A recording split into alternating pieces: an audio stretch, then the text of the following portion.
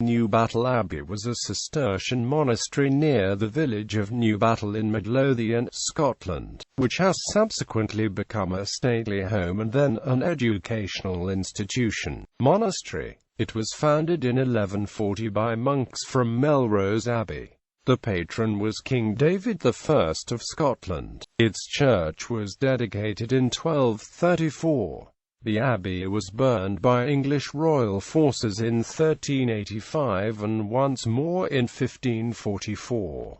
It became a secular lordship for the last commendator, Mark Kerr, in 1587. Newbattle Abbey was a filiation of Melrose Abbey and was situated, according to Cistercian usages, in a beautiful valley along the river South S. Rudolph, its first abbot, a strict and severe observer of the rule, devoted himself energetically to the erection of proper buildings. The church, cruciform in shape, was 240 feet in length, and the other buildings in proportion, for the community numbered at one period as many as 80 monks and 70 lay brothers. The abbey soon became prosperous, and famous for the regularity of its members, several of whom became well-known bishops. It was especially dear to the kings of Scotland, scarcely one of whom failed to visit it from time to time, and they were always its generous benefactors. One of the principal sources of income was the coal mines in its possession, for these monks were among the first, if not the first, coal miners in Scotland. The earliest mention of coal in Scotland is to be found in a charter of an Earl of Winchester, granting to them a coal mine. In 1526 King James V granted them a petition to build a harbour at Morrison's Haven, and it is from this date that Aitchison's Haven Lodge was established as a stonemason's lodge. In 1531, the abbot of Newbattle agreed with the abbot of Dunfermline to work his coal mine at Preston Grange so that it would drain water from the neighbouring mines which belonged to Dunfermline Abbey to the sea. Newbattle suffered much from English incursions at various times,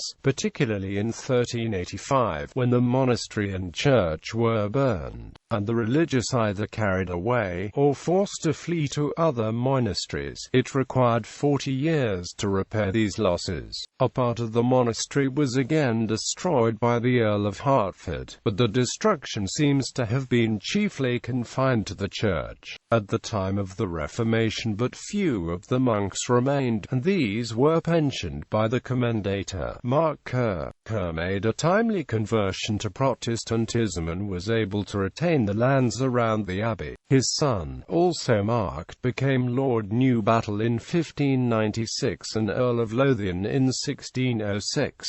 Stately home. Part of the abbey was converted into a house which survives at the core of the current building. The house incorporates part of the south end of the monastic range, with the daughter undercroft intact. The house was modified and rebuilt successively by John Milne in 1650, William Byrne in 1836 and David Bryce in 1858. The drawing room represents one of Scotland's greatest rooms, decorated by Thomas Bonar around 1870.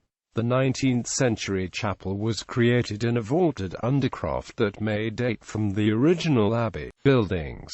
The chapel includes a 16th-century font and a fine parquet floor, made using wood from the estate in the style of original tile work. The library is oak-lined and features a 17th-century moulded ceiling. The garden to the rear of the house includes a pair of large octagonal 17th-century sundials. The main abbey remains lie buried to the west and north of the original house. King George IV visited during his Scottish tour of 1822 and the King's Gate was built in his honour. College. Newbattle Abbey remained the home of the Marquesses of Lothian until being given to the nation in 1937 by Philip Kerr, 11th Marquess of Lothian, to be used as a college of education. The college was established under trustees from the four ancient Scottish universities specifically for adults returning to education. New residential building was added in the 1960s and funding came through through the Scottish Education Department. In 1987, the Secretary of State for Scotland announced the intention to withdraw funding, threatening the college with closure. However, new forms of financial support have enabled the college to survive.